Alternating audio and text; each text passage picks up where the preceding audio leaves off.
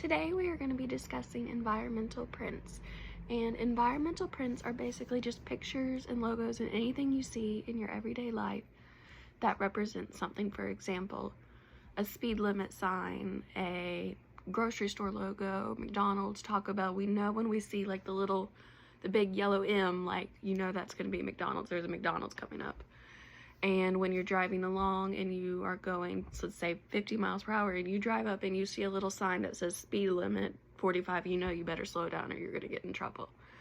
So environmental print is just anything that represents symbols that have another meaning. And this is important for early learners because it kind of lets them know that reading, comprehension, writing has a bigger meaning.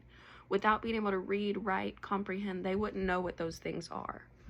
So some examples of environmental prints could be crosswalk signs. When you see the little yellow sign of a person walking, you know that's a crosswalk and you've got to wait and make sure nobody's coming. So like I said, speed limits, stop signs, traffic lights, McDonald's logo, Chick-fil-A logo, Target, like any of those logos are environmental prints. So now that we've gone a little bit over what it is, I'm going to show you how you could use this in the classroom. Both of these activities are probably best to be done like in the beginning of the year so you can use them all year long. But the first one I have is using an alphabet to like represent environmental print. And what I mean by this is, say you have your class and you assign each of them 1 or 2 letters and they bring in a picture of environmental print. Maybe if they're assigned the letter A, they'll bring the little Apple logo, or if they're assigned the letter B's, they'll bring like Burger King or something like that. And you are going to create an alphabet to help them like connect environmental logos in the alphabet, and it'll help them learn and it'll be fun. And the second one I have is kind of similar to an activity I used to do when I was in elementary school. And this is like an All About Me. You're going to do lots of those at the beginning of the year.